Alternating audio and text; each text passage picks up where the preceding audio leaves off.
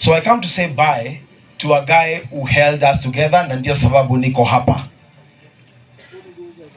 Father, a few challenges has been thrown my way. Hiyo mambo yote tumesema hapa serikali inafaa kufanya ya content creators, ni mimi ambaye nimesimamia. Na jambo hawa content creators wana face ni vile ambavyo watapata pesa kwa ile content ambayo wame create.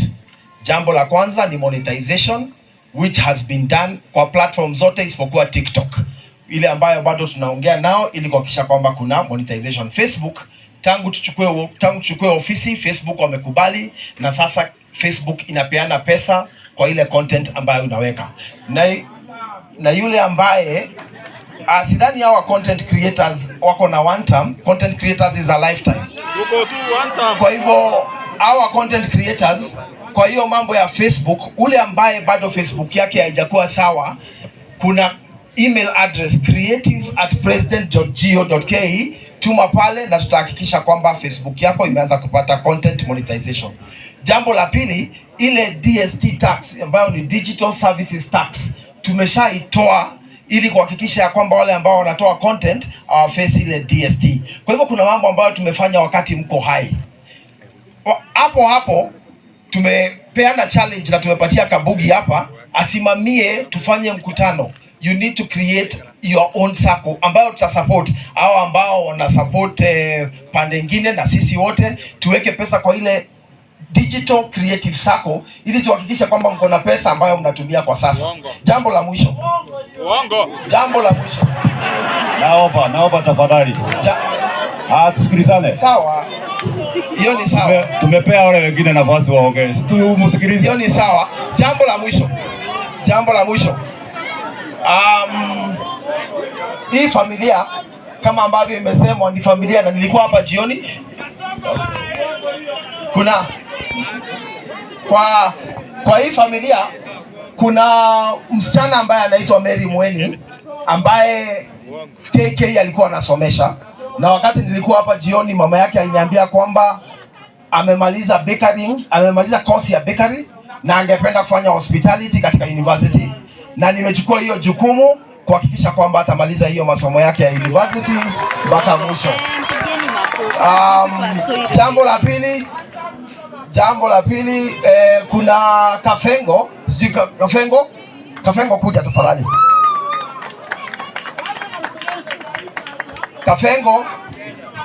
Kafengo amekuwa anafanya kazi na KK mwenyewe, na watu wengi sana katika mitandao wameniambia kwamba huyu Kafengo tusaidiane na yeye. Sasa mimi nitachukua Kafengo. Wow, ili nimpatie kazi. Nimpatie kazi ili aweze kutusaidia kuaddress mambo ya digital content creation. Na ni ufunuo, na hiyo si story, atapata kazi kuanzia Monday. Ya mwisho, Mungu awabariki na waweke. Na tutaendelea kusupport content creation because we have a duty to ensure that content creators earn their money. Don't just make noise. Come and help us to also do the same. We have created stuff and value for digital creators. You can shout all you want, but these content creators need money in their pockets, and we will ensure money gets into their pockets. God bless you and keep you. Asante mheshimiwa. Thank you. Asante sana. Leo ni MC Oralia. Asante. Sio YouTube anaongea, ni MC. YouTube Oralia, ni MC Oralia. Nataka kuita mwito wa mwisho. Chairman wa kamati aseme neno moja.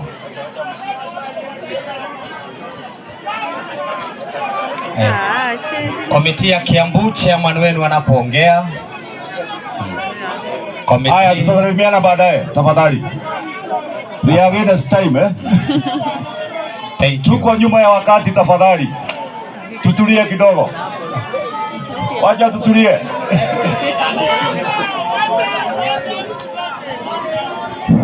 Naomba chairman wa kamati akuje tu aongee.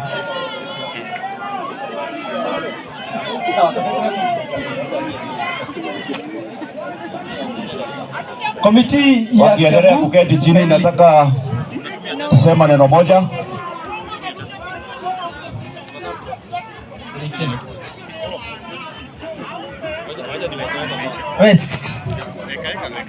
Okay. Nataka kuleta rambirambi za mheshimiwa wetu hapa Rari, Bwana Buru Kahangara ambaye kwa wakati wako kwa safari